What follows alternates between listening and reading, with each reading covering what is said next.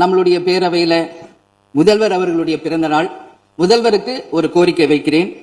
இங்கு நான் சட்டமன்றத்திற்கு வந்த நாட்களில் இருந்து அவை பணியாளர்கள் எல்லாருக்கும் இது மாதிரி ஒரு டம்ளர்ல ஒவ்வொரு இடமா போய் தண்ணி கொடுத்துக்கிட்டு இருக்காங்க.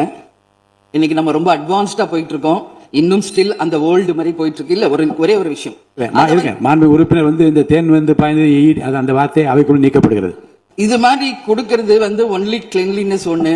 அவை பணியாளர்களுக்கு நிறைய வேலை இருக்கு. ஒவ்வொரு டேபிளா அவங்க தவழ்ந்து கொடுக்கறது நமக்கே பாக்குறதுக்கு ஒரு மாதிரி இருக்கு. சோ சிஎம்க்கு ஒரு ரெக்வெஸ்ட், பெட் பாட்டில்ஸ்ல ஒவ்வொரு டேபிள்லயுமே பாட்டில்ஸ் நீங்க குடி தண்ணீர் வச்சிடலாம். குடிச்சிட்டு அவங்கவுங்க இடத்துல அவங்கவுங்க வச்சிட போறாங்க. இதனால கவர்மெண்ட்டுக்கு எக்ஸ்ட்ரா செலவும் ஒன்றும் வரப்போறது இல்ல. அவங்கவுங்க இடத்துல வச்சிடலாம் அப்படின்ற என் கருத்தை நான் சொல்றேன். ஏன்னா இது டம்ளர்ல கொடுக்கறதும் அது மறுபடியும் கேட்கறதும் அவங்க வருவதும் அவங்களுக்கு நிறைய பணிகள். அது பதில் ஒவ்வொரு சீட்ல ஒரு பெட் பாட்டில்ஸ் மாதிரி கண்ணாடி பாட்டில்ல வாட்டர் வச்சுட்டா அவங்களுக்கு தேவைக்கு எடுத்துட்டு கொடுத்துடலாம்.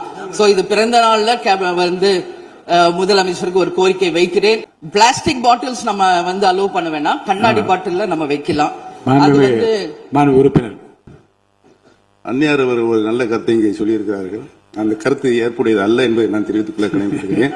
என்ற கோபம் வந்தால் தனி பள்ளி கொண்டிருக்க வாய்ப்பு இருக்கிறது.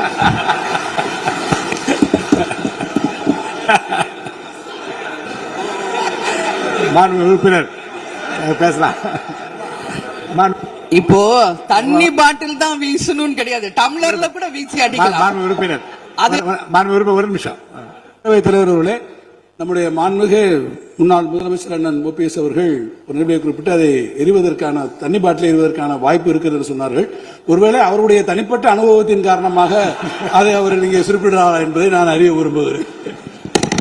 மாண்புமிகு உறுப்பினர், ஏன்னா காலையில இருந்து ரொம்ப காரசாரமாவே போயிட்டு இருந்துச்சு. அதனால ஒரு ஹாப்பியா நம்மளுடைய முதல்வர் பிறந்த நாள்ல எல்லாரும் சந்தோஷமா இன்னைக்கு நம்ம அவையே செய்வோம்.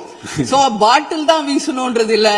வன்முறைக்கு வேண்டும் என்றால் இங்க எவ்வளவோ இருக்கு, எது வேணாலும் வீசலாம். பட் நம்ம எண்ணம் அது கிடையாது. நிச்சயமாக தண்ணீர் என்றாலே பிரச்சனை தான் போல இருக்காது. காவேரி தண்ணீரா இருந்தாலும் டாஸ்மாக் தண்ணீரா இருந்தாலும் அது ஒரு பிரச்சனையா தான் இன்னைக்கு மக்கள்கிட்ட இருக்கு.